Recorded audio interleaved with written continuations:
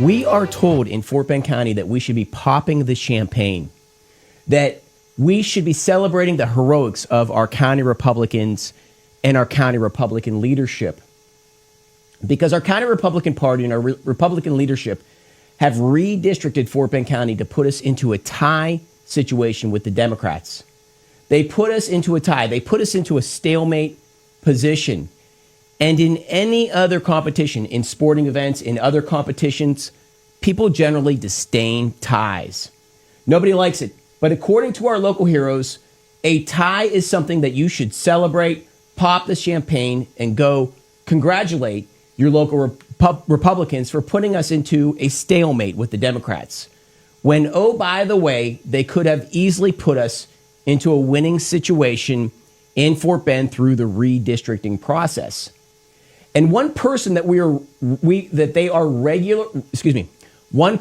they are really congratulating is a longtime county commissioner named Vincent Morales. And Vincent Morales is a Republican, and they are celebrating him. And the question is why? It was the redistricting committee that would make suggestions to the commissioner's court on the different redistricting map options. And the redistricting committee was comprised by appointees, and it was stacked by Republican appointees. And Vincent Morales' appointee, Wendy Duncan, was the first one to take a shot across the bow of the Republican Party and of the people of Fort Bend by proposing a heavily favored Democrat map as the new map of Fort Bend. So the people of Fort Bend were generally stunned when a Republican appointee proposed a map that was heavily favored towards Democrats. So you have a Republican appointee, Vincent Morales' appointee, doing that, and the question is why? That's the first question. And then the second question is, did Vincent Morales know she was going to propose such a map? Did they have a conversation beforehand? Did Vincent screen her before appointing her? And if so, why would he be okay with this favorited Democrat map? This is simply a question. Well, the theory is that the 3-1 Democrat map, in that scenario, there is one incredibly strong Republican precinct. It's a fortress of red. But it would always be outnumbered by the Democrat precinct. So the Democrats just sort of put everybody red in one precinct, give it that one vote, whereas the Democrats would be spread out over the other 3 precincts, and it would always be a 3-1 scenario. So regardless of the amount of crime that the Democrats would commit, they could do anything they want and there would be no repercussions because they would own the county in perpetuity. But that one fortress of red, that one Republican precinct, just so happens to be Vincent Morales' precinct. This is the theory. So that would put him in a position as the one sole Republican in Fort Bend. And that would put him in a district where he would never be challenged by a Democrat. Never.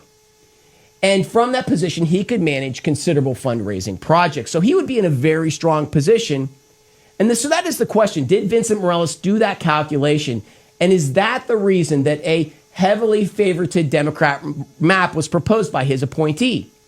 And if that is the case, then why are we celebrating him today? Because if that is the case, he is simply a political opportunist. His regard does not appear to be for the citizens of Fort Bend, but more for his own political interests. And could it be that we have discovered one more rhino in Fort Bend County? And over the past few years, we keep coming across these types. We came across J.C. Jeton. We're learning about Stan Kitzman. And it appears that this line of rhinos runs deeper than we think in Fort Bend. Now, to this day, Vincent Morales speaks highly of Wendy Duncan. So if he put her out there, and he wanted a true map that would represent the Republicans, then she would have crisscrossed him. It would have been a crisscross. Is that the case? But if that was the case, we would see some resentment in him today, and we see none of that. We are not seeing any of that. So that's the question: is why? And we must ask if he was okay with that heavily favored Democrat map. This is simply a question. Well, here's the point going forward. Now, everything comes down to the county judge race. So everything's coming down to the county judge race. So this entire exercise could be for nothing. Because if we lose the judge race, then everything gets handed back over to the Democrats. So as we move into this contentious race this highly risky race, this highly risky scenario going forward, are we to ask the question, why is this happening? Who put us in this position where we could potentially lose the county again? Who put us in this position when we had victory in our reach? Who put us in this position where we could lose it all? We have to ask that question. You know, what the message is today coming from your county Republican Party is, look, we gave you a 2-2 stalemate. Now go out and win the county judge race. Bring us the county judge race. And you see how that is? That's a negotiation tactic, right? So the county Republicans are telling you to go do the work. Save the county by giving us the judge race. But isn't the question, wait a minute, shouldn't you have given us the county by giving us a 3-1 stacked Republican map? You see how that negotiation goes? The Republicans negotiate harder with the citizens of Fort Bend County than they do with the Democrats. Remember, we had a 3-1 Republican scenario in our reach. And with no pushback from the Democrats, the Republicans immediately ceded that ground, right? They ceded it. There was no pushback from the Democrats. They just immediately moved the ball into their end of the football field. Who does that? So there you have the Republicans negotiating harder with the people themselves than they do with their counterparts, the Democrats. But you see, there's another scenario going on here. And over the last few days, Dexter McCoy has made quite an audacious display.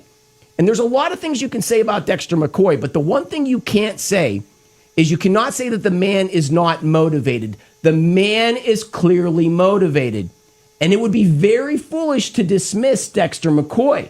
And remember, over the past couple days, the Republicans have embarrassed him, have mocked him, have made a fool of him. And now you have one man who's ready on a mission. What do you think Dexter McCoy was doing last night? Do you think he was stewing?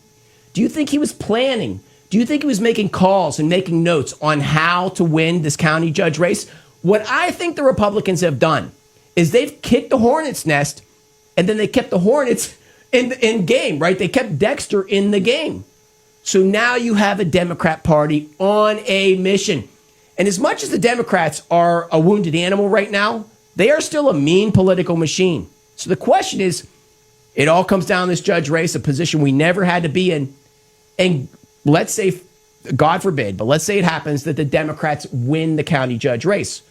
Well, then the question is, can the Democrats redistrict again, right? Well, the truth is there may be some safeguards, some obstacles built in to stop them from doing that.